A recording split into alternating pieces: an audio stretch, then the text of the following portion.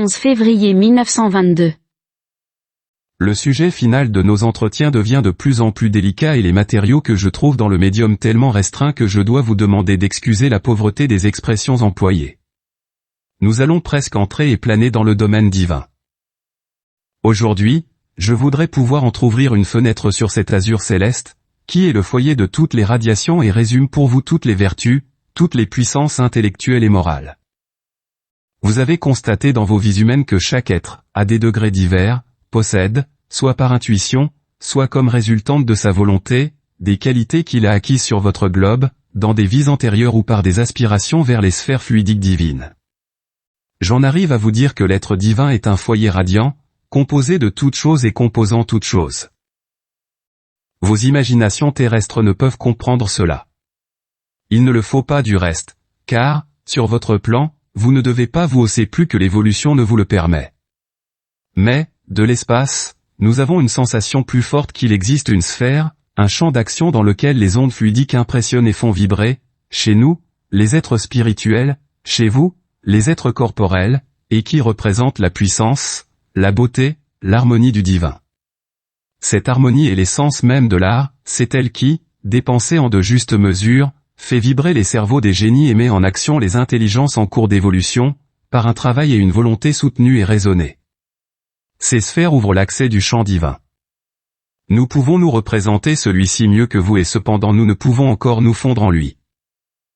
Je voudrais ouvrir toute grande la fenêtre pour vous communiquer la pensée divine, pour vous dire de quelle façon et par quel rayonnement fluidique intégral l'œuvre créatrice se poursuit, mais il n'est pas en mon pouvoir d'ouvrir, à deux battants, la porte sur cet azur créateur.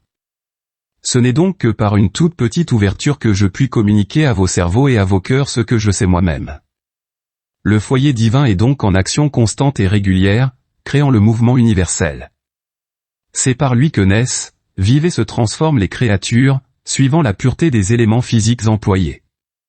Le rayonnement divin se fait plus ou moins sentir sur les molécules qui emprisonnent leur esprit.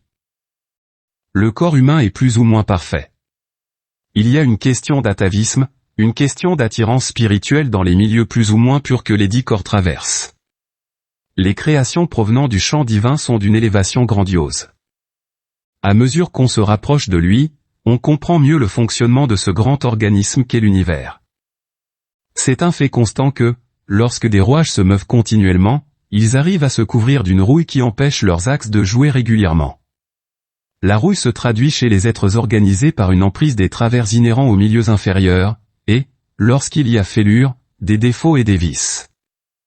C'est ainsi que se dégénère le bien. Il peut se revivifier au contact des sources pures, comme tel ouvrier en mécanique de précision peut remettre sur ses pivots un instrument qui ne jouait plus.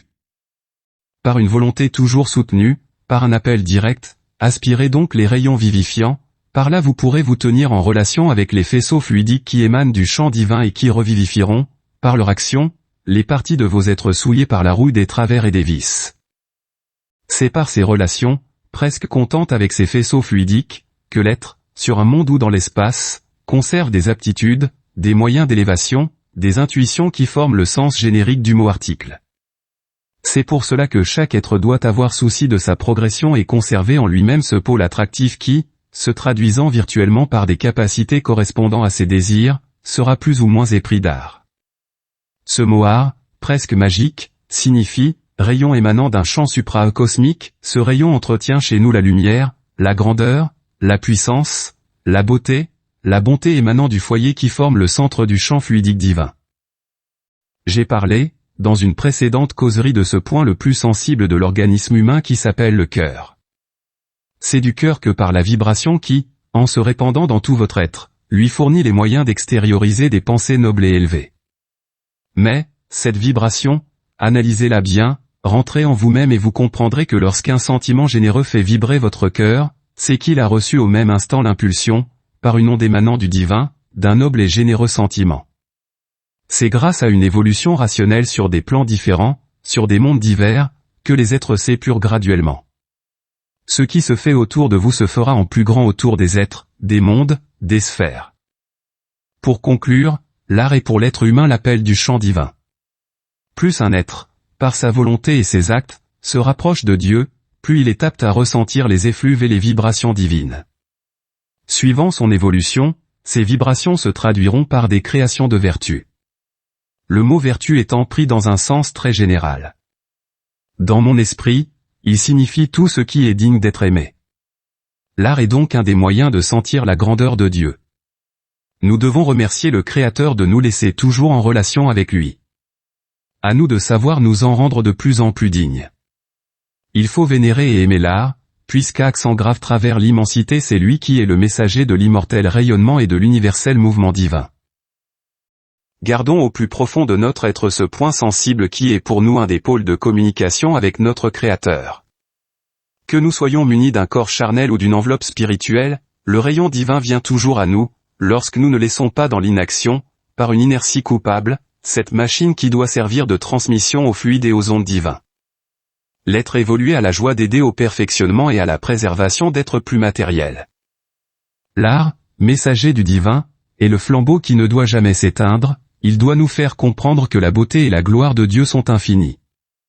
Il peut y avoir de l'art, même dans les plus petites actions si, en s'adaptant au milieu où il agit, le rayon divin qui s'extériorise répand autour de lui une pluie d'ondes bienfaisantes. Comme il y a évolution dans les êtres, il y a évolution dans les arts.